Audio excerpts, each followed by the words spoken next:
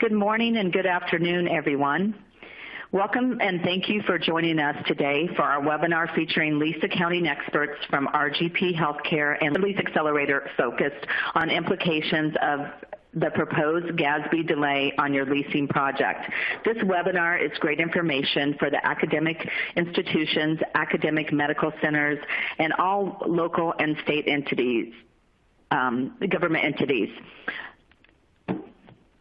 I am Joni Knoll, and I'm the SVP of RGP Healthcare, and I'll be your host and moderator for today's webinar. Okay, let's get started. Dennis, would you like to start in your introduction? Sure, thanks, Joni, and good morning and good afternoon, everyone as well. My name is Dennis Carey, and I'm a solution consultant at Leaseaccelerator. So my job is to work with our potential clients to understand their needs, both in the lease accounting and lease management areas, and then to help them to understand how our software can help them meet those needs. I've been in the software side of the business for about 5 or 6 years now between LeaseAccelerator and a treasury management software company. And prior to that, I had a long career in corporate accounting, corporate finance, and corporate treasury. Tim? Yeah, thanks, Dennis. Good morning and good afternoon, everybody. My name is Tim Tickle. I'm a director with RGP Healthcare, working out of our national office. And my current role, I'm supporting numerous GASB implementations across both state and local governments, as well as universities and healthcare entities that are subject to the GASB standard. My background is about 15 years in public accounting, then shifted to the other side of the table and worked for a Fortune 100 company for 15 years. During that tenure, I did lead a global implementation of a leasing platform for them. So, while that was about 7 or 8 years ago, I at no time thought that I'd still be talking about leasing, but here I am today. So I hope that everybody values the conversation today and is able to get the information and is useful to you throughout your experience. Joni? Thanks, Tim and Dennis. So we're going to actually start with a polling question right off the bat. So where are you in your GASB implementation project? A, not started. B, started but project is delayed until work from home restrictions have been lifted. Started but project is delayed for a year to match the anticipated GASB delay. Have chosen a solution, already implemented a solution, and no project plan will use Excel as a solution. I'll give you a few seconds to answer. Okay, so here are the answers and kind of what we probably expected. Dennis, your thoughts on the answers? Anything surprise you? No real surprises here. I mean, we have expected, obviously, in the discussions that we've had with prospects, that everybody is challenged with what's going on in the country right now and in the world. So people getting used to working from home, figuring out how to manage their work, and things like projects have been put on the back burner, and that's the specific term I've heard a lot, is it's on the back burner. Not surprising to see the number that are delayed. The reason we're going to talk is really to talk about that third item, that maybe taking the entire year that the GASB's given you isn't the best solution, and hopefully we'll give you some thoughts about why some of the other choices may be more advantageous to you and your organization. Thanks, Dennis. Tim, do you have anything to add?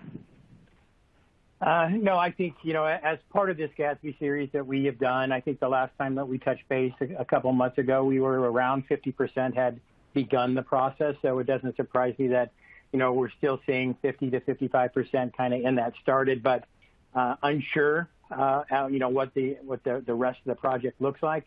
And I echo Dennis's comments that I think there are, for those entities that are planning to delay, there are opportunities that you can leverage this time to actually be more efficient and have a better project outcome.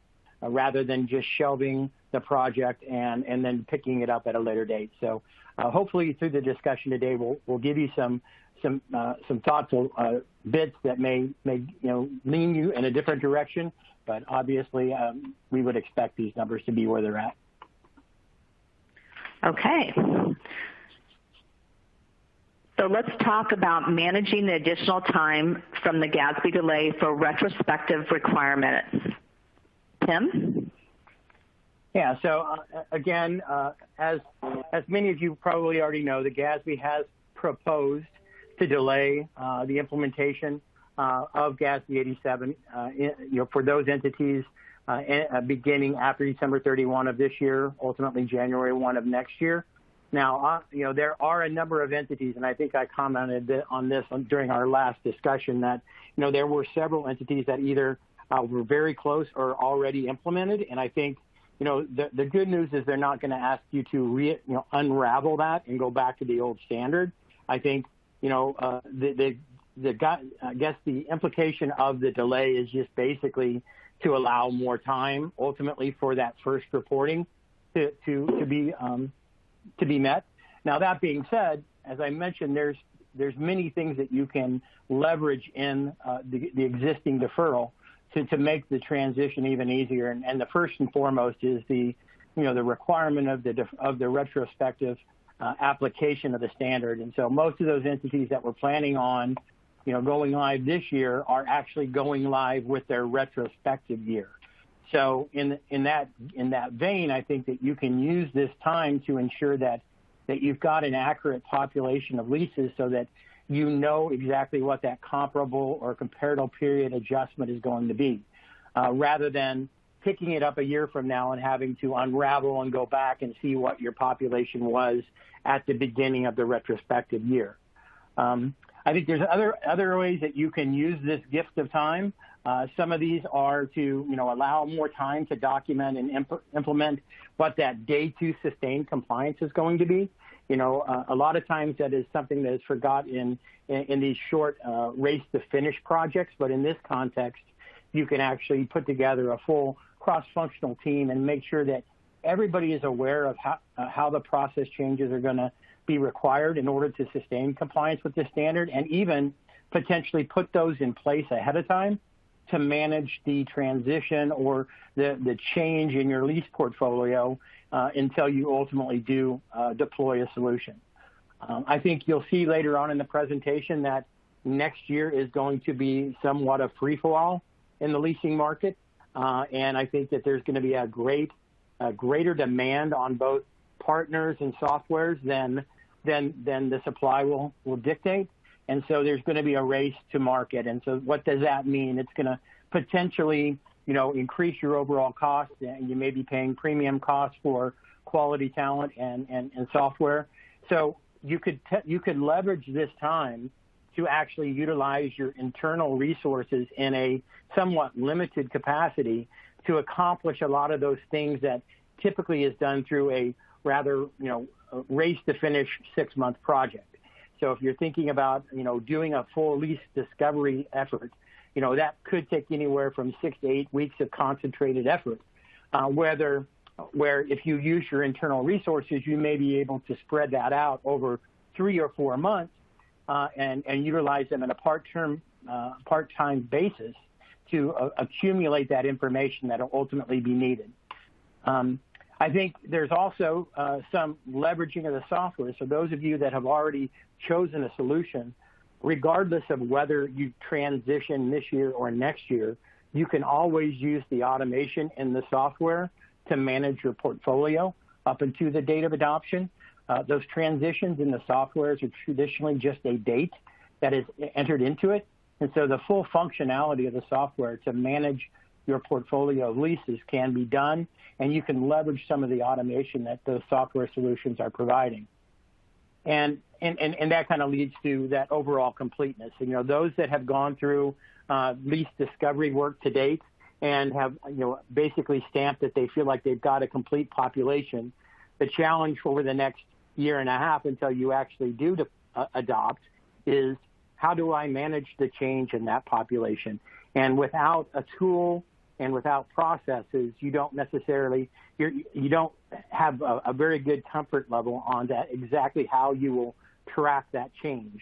So the software itself, the processes, all of that can be laid out, and those can be followed even well in advance of your adoption date and utilized to reduce the risk of potentially having to redo a lot of your discovery effort. So when you think about the two categories of where we are today, we have those organizations that are in progress, and I think our message to those are to stay on point, stay on track, make sure that you're, as long as you're able to, still utilize the resources and the budget is still available, then I would suggest that you stay on track with that. Additionally, if you've got resources that are committed, make sure that you have the ability to keep those resources and keep them engaged in the project. As I mentioned, if you stop what you've done and pick it up at a later date, there is the risk of not being able to rely. You may have to duplicate some of the activities that you had previously done. And so you can leverage that additional time to, validate those day two processes. Maybe, run them pilot to your existing processes so that you can make sure that you're getting the data that you need. You can manage that change through automation. You can explore additional functionality. Some of these systems actually provide additional functionality that will produce or free up additional cash flow to your organization, while at the same time meeting your needs for compliance. And obviously, with the change that's associated with the standard, the more time to communicate change, the better. So having a thorough change communication plan that ultimately references the new processes and the new policies and making sure that those are communicated timely and recommunicated to the base. I think that those are ways that you can capitalize on this time. And for those organizations that have not started, I think, there are a number of things that can be done in the interim. I think first and foremost, you can start early to spread some of those resource commitments that may be, or resource constraints that may be there in the future. I know a lot of our organizations are on hiring freezes, and everybody is already working 60 hours a day. So how best do we begin to knock off some of this work with the existing resources that we have in time? And what that may mean would be taking what would traditionally be maybe a 4-week exercise and preparing and doing that work over, say, 3 or 4 months, and allowing for that work to continue to move on, but at a slower pace using internal resources. That will lower your overall cost of adoption. I think when you're looking at software solutions, the additional time is going to give you also additional time to really vet out your requirements from your, what do you need your software solution to do? Many companies that we talk to, they initiate the entire adoption by starting with the software. And we usually have to coach those clients to go back and do a formal requirements gathering exercise, because at the end of the day, you do have financial requirements, but I think there are other things that the system could do to you, maybe outside of finance, in procurement and in real estate, that you may want to leverage in a software solution. So using this additional time to kind of formalize that requirements gathering can be useful. Using the time to review software solutions. We've got time. Everybody's at home now. All of these demos from all of the software solutions can be delivered through a remote technology. So, if you want to see, a bunch of softwares, go ahead and look at them. They're all more than willing to perform demos for you and show you what they have. And then you can also begin to, in the same case, you begin to identify business partners that may have the expertise that you're seeking to help assist along this adoption methodology. So I think that, there's a number of things that you can use and do in the interim, and that would even perhaps, lead you down at what we consider to be not necessarily early adoption, but more of an early implementation. And I think you'll see on a subsequent slide, in reality, what the market is going to look like next year for business partner support and software support in this space, and it's going to be a rather free-for-all market, a rather hectic market, and there's going to be a lot of demand. So those are the areas that I think that you can leverage this additional time and provide value back to the organization while still keeping the ball rolling, albeit maybe not at a fast pace, but at least it's still moving. Joni? Yes. You want to introduce Dennis, did you have anything to add on that section? Yeah, actually, I just wanted to echo a couple of the points that Tim made. The first one to really think about is that a longer project, like a project that takes twice as long, doesn't cost twice as much. You're using the same number of hours, you're just using them over a longer period of time. So you have more time to be thoughtful and research everything. You have more time to put your policies and processes in place. You have more time to understand how the software is going to work. The cost of implementing software is generally going to be a cost that's based on a number of hours.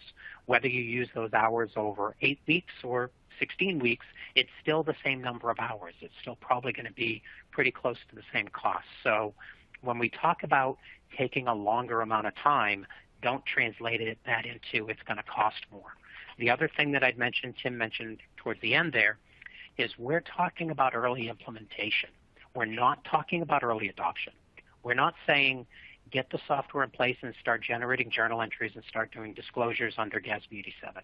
They're giving you the time until a standards board like the GASB or the FASB starts giving a financial incentive to adopt early. I don't think there's going to be a lot of people that adopt early. They're giving you the time, use it, but the early implementation, as Tim mentioned, allows you to understand the software and reap some benefits just in better lease management that we're going to be talking about later, and not just the lease accounting side. Okay, thank you, Dennis. So we're going to move on to our second agenda item, utilizing the additional time for your project, favorable terms and seasoned resources.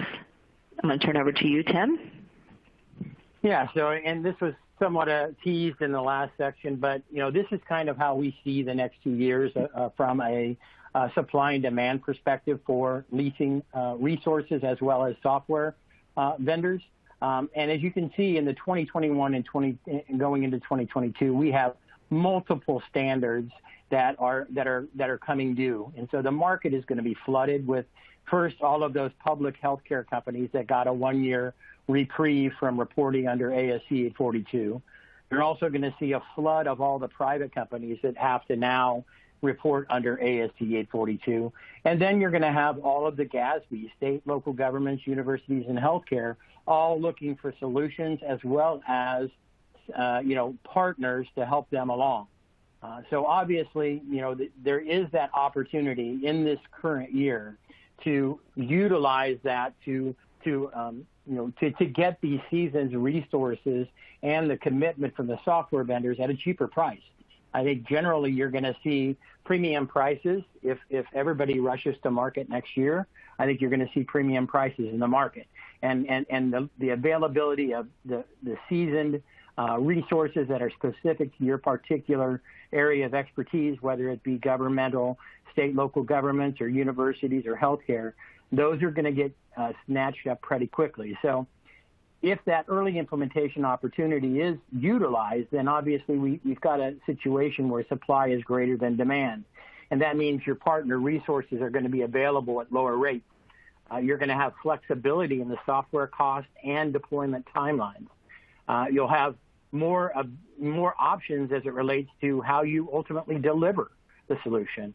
And then lastly, more time to leverage those internal resources. As Dennis alluded to, just because we're taking what's typically a 4-month project and making it 8 months doesn't necessarily, double the cost of implementation. In fact, it could actually lower the cost of implementation because that additional time may allow you to use internal resources that you would have potentially had to leverage an external partner to do. So, that early implementation opportunity is not only, a play to get the system in place and be able to, have some time under our belt before we have to actually report under GASB 87, but it can actually provide cost savings. Likewise, if you look at what the market looks like between 2021 and 22, you're going to see where demand greatly outweighs the supply. And so you're going to be at the behest of the market for pricing as it relates to quality partner resources, less flexibility in getting in software queues as it relates to when you want to implement, and then ultimately in the software costs themselves. I think, there will be general premium prices charged by software companies next year just due to the concept of demand and supply. So, we're recommending all of our clients to look at this early implementation opportunity and whether or not it actually is something that they could potentially do, because I do think that across the board it adds not only cost savings, but additional added benefits such as an automated management system to where you can utilize that system to manage your change in your lease portfolio up until the date of adoption. Whereas if you're kind of picking it back up next year, you're again kind of running through that process in a more manual lease discovery mode, and may take more time and obviously more cost, especially if you have to acquire resources to help you with that. Dennis, did you have anything you wanted to say about the supply and demand market over the next few years? Yeah, one thing I did want to mention is this isn't just us assuming this is going to happen. We've seen this before. We saw this at the end of 2018 with the public companies, because a lot of the public companies had to go live under ASC 842 on January 1st, 2019. We saw in the fourth quarter of 2018 software companies that were saying, you can sign a contract with me, but I can't start your implementation for 5 months. We had others saying, you can start the implementation now, but it's not going to be the seasoned resources. You can't even, no matter what you pay, you can't get a senior person to do this job. We simply have them all tied up. So it's the premium price, it's the lack of resources, and in some cases it's just, come back to us when we have the time. Okay, thanks, Dennis. We're going to move on to our second of 4 polling questions. Would you consider early implementation as a potential cost-cutting measure?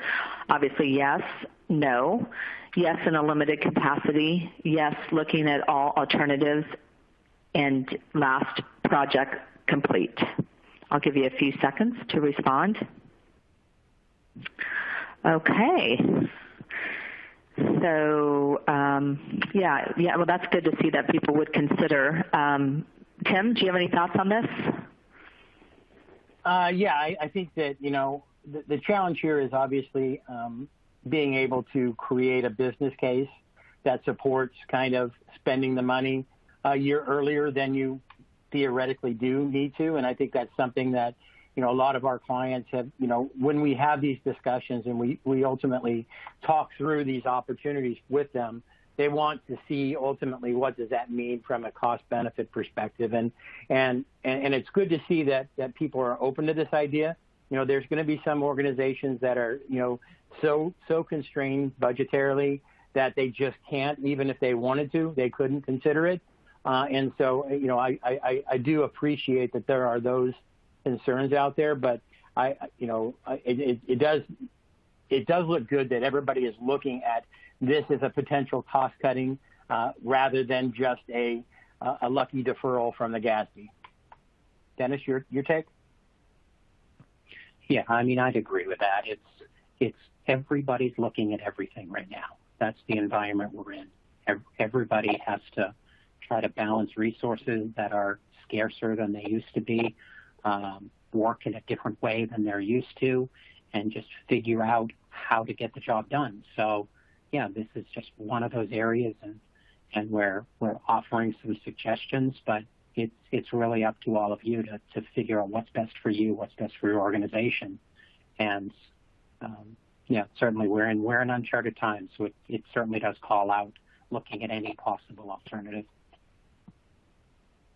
Okay, thanks, Dennis and Tim. We're going to move to our third agenda item, which is increased flexibility and cash flow savings with effective lease management. So Dennis, I'll let you take this section. Thanks, Joni. Yeah, so what I want to do here is move away from accounting. I want to think about the organization as a whole and how leasing affects it. Now, as I mentioned before I get into software, I was in corporate finance, accounting, treasury for my entire career, so I was always in the corporate world, what we call the cost center. I was always looking to do something, and it was, well, how much is it going to cost? Because it's not like you guys save us any money or make us any money. This is actually a chance for you to propose something that can actually show tangible savings to the organization, because there's a lot of things that happen in leasing, and one nice byproduct, putting nice in air quotes, nice byproduct of GASB 87 is leases are going to undergo more scrutiny. More people are going to be looking at them. They're going to be keeping track of them more closely than they have in the past, because they're going to be on the balance sheet. People are going to notice them more. It's a new standard, so it's going to have scrutiny from the auditors.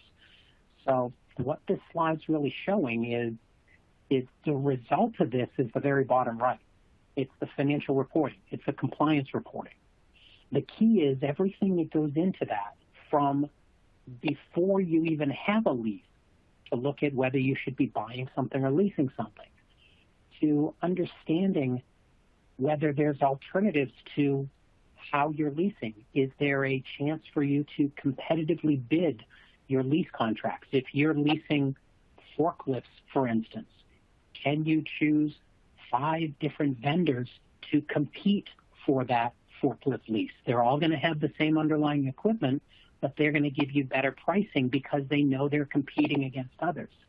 It's how you're negotiating the contracts and having contracts that are structured in your favor and not in the lessor's favor. It's being able to react to changes in contracts over time. We're seeing so many rent abatements going on right now where people are going back to their landlords and saying, I don't have students in this building, or I don't have this building being used by my employees, so I'd like to see if there's some chance where I don't have to pay my lease payment this month. And landlords in general have been very willing to work with people to figure out those changes. It's end-of-term management. What happens at the end of term? How do you prevent yourself from paying more than you intended? So all of these different areas are really important. And again, this isn't just talking about the accounting for leases. This is talking about the management for leases and being able to present to senior management, we've got this compliance project, but you know what? If we do some of the other things around leasing, it can actually pay for itself. We can save more money as an organization than we're paying to undergo this compliance project. So again, some of these areas, like I said, that can lead towards savings just by better managing leases. Again, the lease versus buy analysis, having a process in place so whenever you're thinking about some new asset or some new facility you need, having a process in place to be able to identify the best way of going about that. Is leasing better than buying? Buying, you have the cash flow up front. Leasing, you have the cash flow over time. There's a lot of areas where leasing makes sense. The competitive bidding. There's actually ability, like I said with that forklift lease earlier, to say, you know what, I need to lease these pieces of equipment. I want to do it for about this period of time. Why don't you tell me what your best price would be? When you do that with one lessor, they're going to give you a pretty good price if they've been dealing with you and they want to keep your business. But the second you introduce someone else into that equation, the prices get better because they know they're competing and they know you're not simply going to go with them based on the price they give. They know they have to be better than the other guy. So they're going to think about that. The process of going through this leasing decision, the RFP management, having a consistent way to source these new leased assets and a consistent way to manage this process. The negotiating leases, again, having these leases in place where the terms are in your favor and not always in the the lessor's or the landlord's favor? Interim rent, are you getting equipment before the lease starts, in which case you're probably paying interim rent for it? Did you need that equipment early, or was that just the lessor saying, hey, why don't I ship it to you on the 15th? The lease doesn't start until the 1st. Well, they're not doing something for free. They're going to charge you for that. Consolidating transactions. This is a big area that we see, is having individual leases around the organization. So let's say you're a university and you have 12 campuses. Consolidating that leasing process, so if you need to lease copiers, you're doing one master lease agreement, and then having individual assets at the different campuses, but you're getting the benefit of that master agreement, so the economies of scale. So again, all of these areas to think about, and this is one of the reasons we're talking about maybe now is a good time to be implementing a new leasing program, because even though you don't have to do the accounting yet, there's certain things where you can save. Further into the lease, the tracking of the asset move. This isn't going to apply to a lot of people on this call, but in the public arena, having an asset move from one state to another and not tracking it appropriately is a huge cost for the business, because that state that asset moved to is going to be looking for that personal property tax. The state that the asset moved from, where the organization probably paid the personal property tax, it's like pulling teeth to get that money back from that state.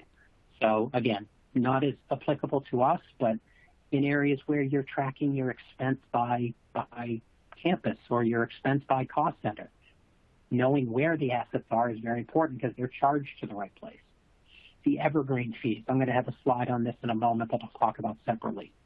Buyouts and renewals. Again, at the end of term, are you making the right financial decisions on these leases, and are you making them in the appropriate time in advance? Because every lease will say, you need to let me know what you're going to do by 90 days before the end of the lease. And if you don't make a decision, that default is probably the one that's the best for the lessor, not necessarily for you. And then technology. Are you buying laptops or are you leasing them? Because it's technology that you probably want to refresh every 2 or 3 years, and a lease allows you to get into that cycle of refreshing and maintain some financial control. So a couple of these that I want to hit on in a little more depth. First one, negotiating leases. There's a couple of things to think about here. As I mentioned, recently we've seen a lot of rent abatements.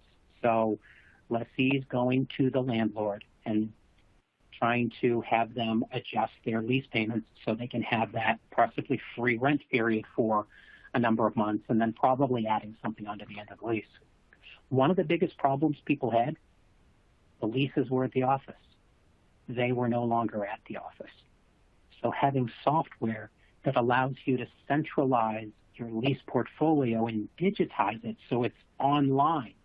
So no matter where you are, if someone says, what are the terms of our office building? Somebody can pull them up and see them very simply. The challenge was a lot of these were in filing cabinets and drawers and sitting in a place where people couldn't get to at the moment.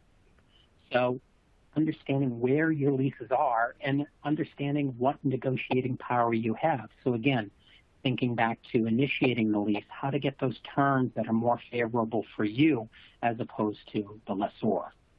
And then evergreen fees. Let's think about a lease. Let's think about an equipment lease. I used to lease equipment all the time, and it always turned out that I generally paid about 85% of the value of the equipment over the life of the lease. Why? Because I wanted it to be an operating lease. The lessor made it as high as they could to prevent it from being a capital lease. Well, let's say I had that equipment for 3 years. And so fine, I paid 85% over 3 years, not a bad deal.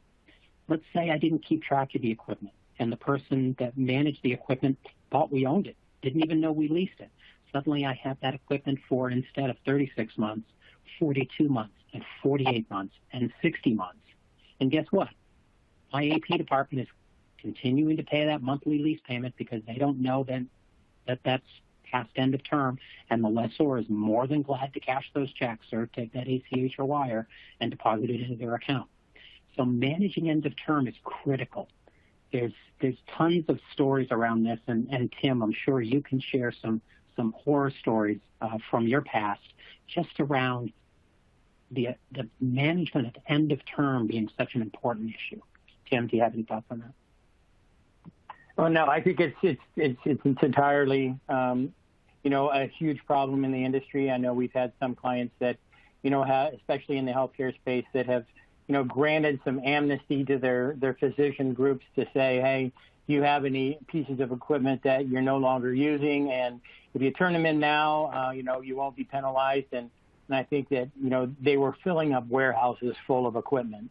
So I think the challenge here, obviously, is that every time that we enter into these evergreen situations, this is money that's walking out the door.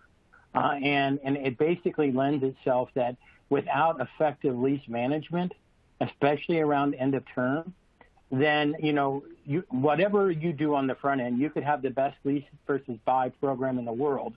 But if you fail to turn in the assets at the end, all of that blows up. All the economics blows up. So, that true end-to-end lease management is usually an expertise that most companies don't necessarily have unless they are a leasing company, right?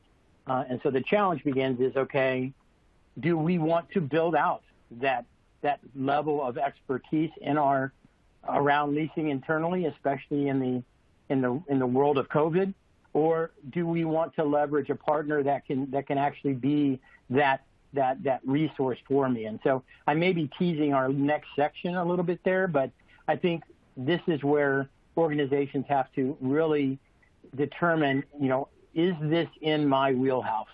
If it's not, then there are alternative programs out there that can allow you to essentially acquire that lease expertise as a service. And I think and that kind of is a good segue into our next section. But I'll send it to Joni now for the next poll question. Thank you. And definitely through our 300 plus engagements, we've definitely seen thousands to millions of dollars of savings from just these items that they were talking about, that some of our clients started early so it could help defray the cost of compliance. So it really is an important issue that they bring up for you to think about instead of turning this into a really cost to do your compliance. You can actually defray some of that with starting early and getting the right systems in place. So here's our third polling question. Where do you believe the largest potential cost savings can be achieved from an effective lease process? A, improved lease versus buy analysis.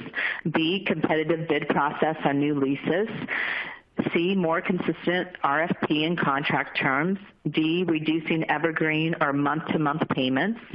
E, automation of administrative activities. And F, any potential savings is not significant to change existing processes. We'll give you a few minutes or a few seconds.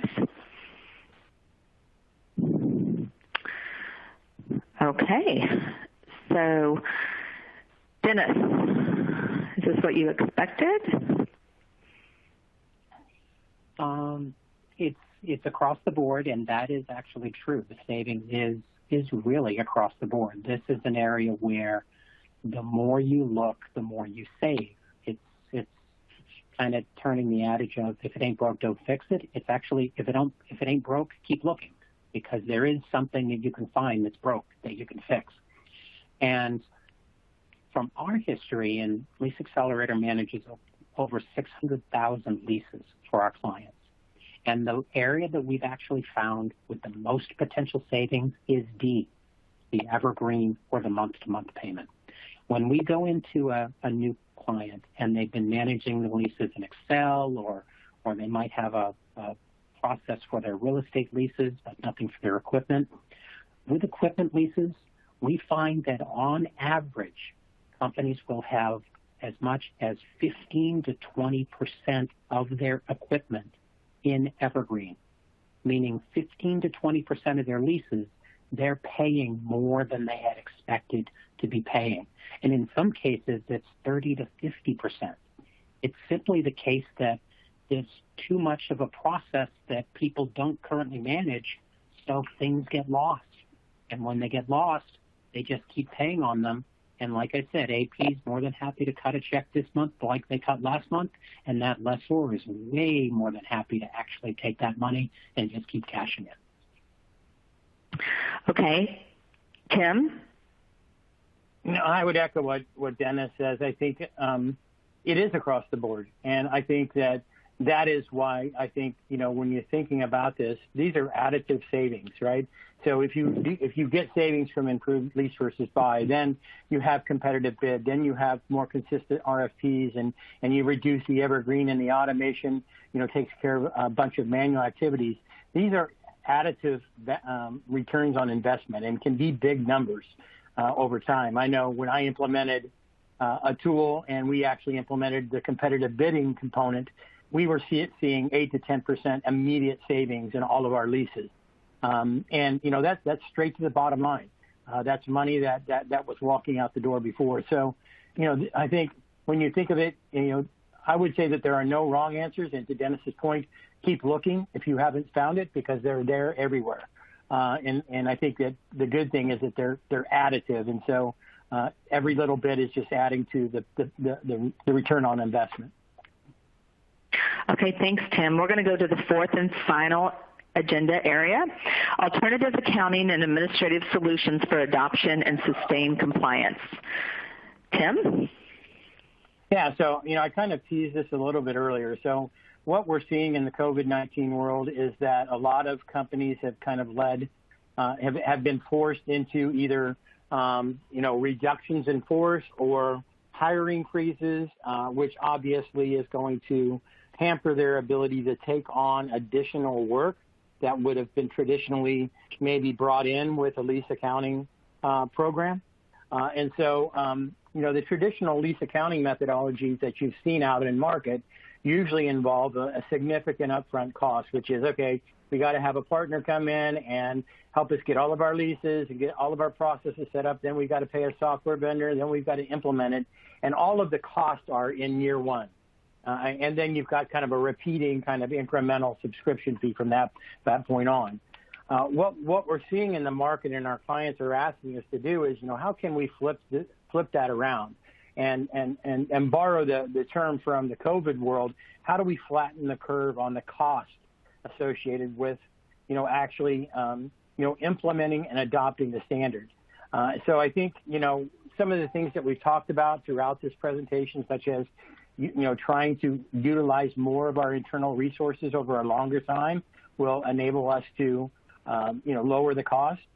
We could look at some of these alternative solutions that we'll be presenting as other ways to minimize or lower that initial upfront cost. I think a risk is also a big concern. I think whenever you're taking on new processes and new tools, over time, you've got the risk that people are going to be turning over in that space, and the retraining and the administration of that revolving door in that particular employee can become an HR nightmare. And so when we look at, I don't know, Dennis, did you have any additional challenges that you might want to bring up? Not necessarily additional challenges, Tim, just some real world impacts.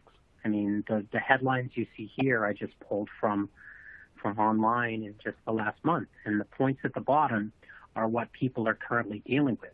It's renegotiating those leases. And like I said, the worst situation to be in when you want to renegotiate a lease is where you can't get to your lease because it's someplace you're not allowed to go. Working remotely, again, a new way of doing things for a lot of people. So it's challenging for them to figure out how to manage everything that they were already doing in a new environment. Managing those leases is just one of those things. Cutting costs. We see just from these headlines, a lot of organizations are looking for areas to cut costs. And in the lower right, a lot of areas are looking for identifying those essential responsibilities. And frankly, I'm sure the majority of people on this call, managing leases is not your essential responsibility. You're managing accounting and finance and budgeting and a lot of other areas. Managing leases shouldn't have to be one of your essential tasks. It's simply a job that somebody else can do better, and we'll explain that in the next couple of slides. And then finally, the space management. You're going to go back to your businesses and your organizations, and you might not need the same amount of space you used to have. We've seen News stories about companies saying, I know just yesterday, I believe Twitter said, if you're working from home and you want to keep working from home, keep working from home. That's going to mean they don't need as much office space. So figuring out how to manage the space these real estate and office leases you have is going to be another one of the challenges.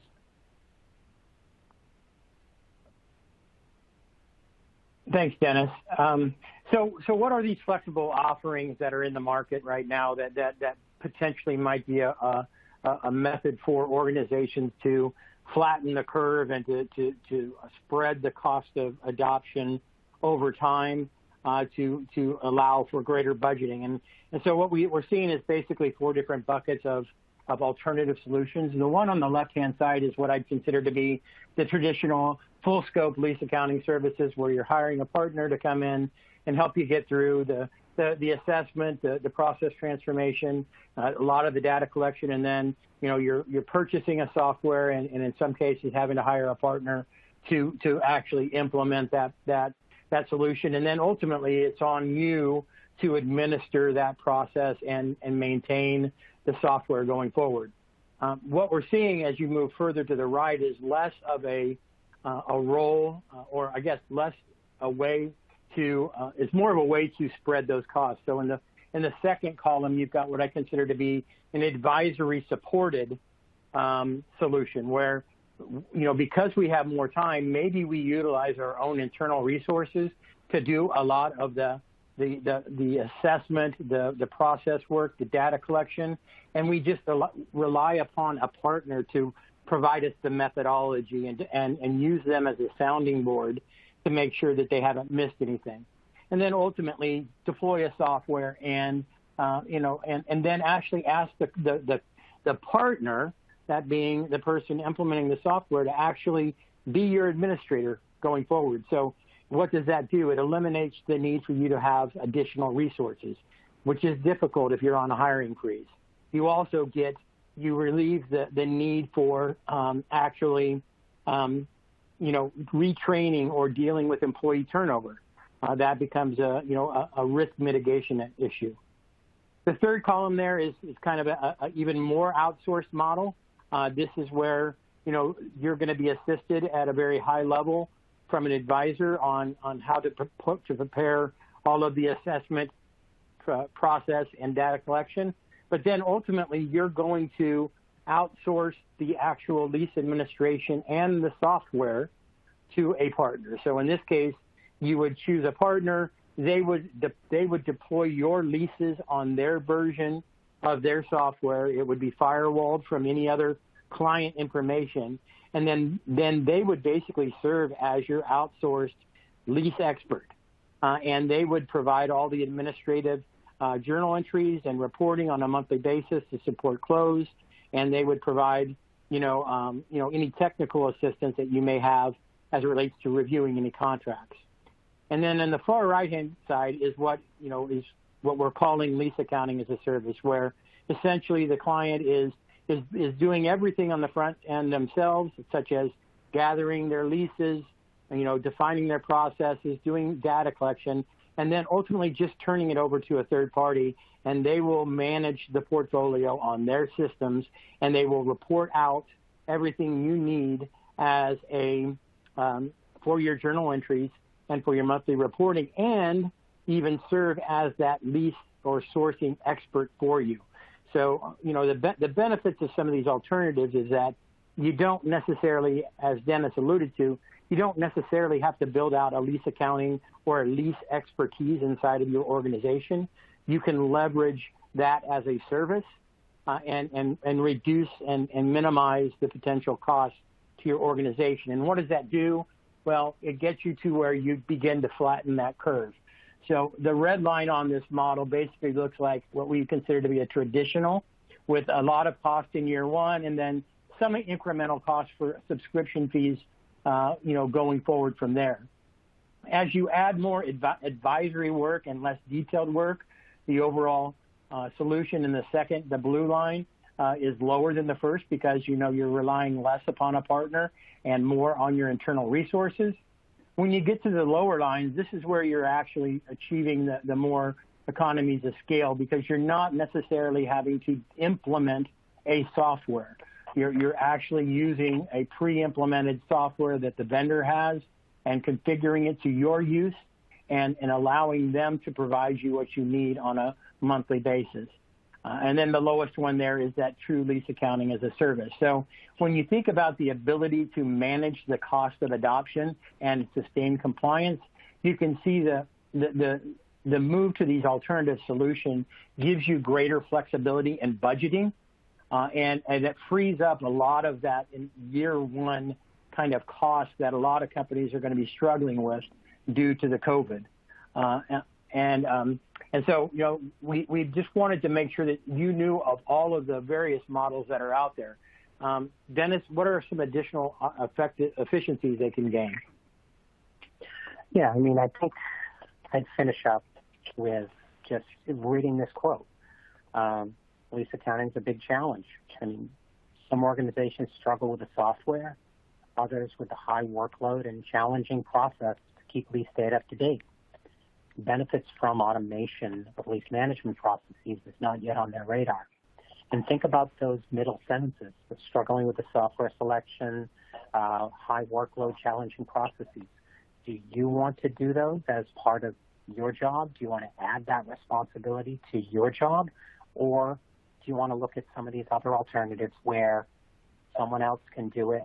You have to have a process to get information to that partner, and they have a process to get the information and the accounting entries and the results back to you. It's really, obviously, you think back to the payroll departments of old. Every organization had a payroll department. Now the vast majority of them outsource it because they realize nobody's technical expertise should have had to be in payroll. Nobody's technical expertise in one of your organizations should necessarily have to be in lease management and lease accounting. It's in making sure that the results are correct and accurate, and the disclosures are accurate and correct, and your financials are right. That's where your role in this process should really come in. And with that, Joni, I'm going to turn it back to you. I know we have one more polling question, and then we're going to have a couple of minutes for Q&A. Okay, thank you. So our fourth and final polling question. Has what you have heard changed your opinion on the following? Select all that apply. Will not consider using the delay to implement a new process early. Will not consider software instead of Excel. Will not consider a managed service for lease management. Will now consider a managed service for lease management and lease accounting, and no change in our existing plan. I'll give you a few seconds to answer. I was going to say, Joni, it was only one letter, but the difference between not and now is quite significant. I know. Okay. All right, 60% are going to stick with their existing plan, almost 61%. Okay, so in interest of time, we're going to go on to the Q&A section. And remember, the console's at the bottom or for you to submit. So we're going to ask some questions here. Have companies offered management for leasing already? Is there something new or different? Dennis? Yeah, I mean, real estate management has been offered by brokers for years. So real estate is the large leases. They're not a lot of them, but they're very big dollars. So there's always been brokers that have offered to manage your real estate portfolio for you. The things that haven't been offered in the past are the ability to manage your equipment portfolio and to manage the accounting for you, to be able to generate the accounting and disclosure reporting. That's really where the market's moving to, is saying, yes, I have some real estate leases, and they've been pretty well managed in the past. Generally, somebody's going to know if something happens to a real estate lease. It's the equipment leases that have been the big challenge and the big area where there's some pretty low-hanging fruit for some savings that can be available. So we're really seeing this lease managed service becoming a real, true game changer in the industry, where people are saying, this shouldn't be my technical expertise. I should be able to use the economies of scale of a partner that not only manages my leases, but a lot of others, and gets the best practice from that. Okay, thank you, Dennis. The next question, I'll give this to Tim. Why would you not want to adopt early if you've chosen to implement early? Seems like just bite the bullet, especially if you are starting a new round of leases. Just keep it all going from the get-go unless I'm missing something. Well, I think that the benefit you have there is that you can use the system to do mock month-end testing and to mock month-end close under the standard while still not having the, I guess, reporting requirements that are associated with it. So, I mean, I think that there's obviously an early implementation would be a good idea, and then maybe after a few months of getting through the month-end close process and understanding it and being stable in the environment, then yes, go ahead and early adopt. I don't think that there's any reason for that. But I think, to us, anytime that you have to try it before you actually have to do it is good. And most of our implementations, Dennis can tell you, usually bounce right up with the adoption date. And so, clients are kind of learning as they are having to report this new solution and how it's going to work. So I would obviously, encourage you to at least take some time to do some mock closing just to make sure that you're comfortable with it and everybody understands their responsibilities, even vetting out that your process documentation is accurate, and then choosing to early adopt when you feel comfortable in that process. Okay, thank you, Tim. That's all the time we had for question and answer. If there's any other questions that we didn't answer, we'll make sure we get back to the individual that asked them. So thank you. So to wrap up, we want to just remind you that you can sign up for a free virtual workshop to do, GASB 87 lease accounting standard to really gain more understanding. You will learn significant impacts of the new standards, develop a timeline to implement the new standard, design a project plan, technology considerations, so you'll get a LeaseAccelerator demo, and anticipate implementation challenges. If you're interested in that, you can contact us at partner@rgphealthcare.com. Even if you're not a healthcare entity, it's for any GASB 87 compliance. And then finally, we'd like to remind you that we did record the webinar today. There will be a link to the replay, and the slides will be sent via email to all attendees within 2 to 3 business days. On behalf of everyone here at RGP Healthcare and LeaseAccelerator, we want to thank all of you who participated for taking the time out of your busy schedules to attend. Please stay healthy and safe, and thank you all again, and have a great day.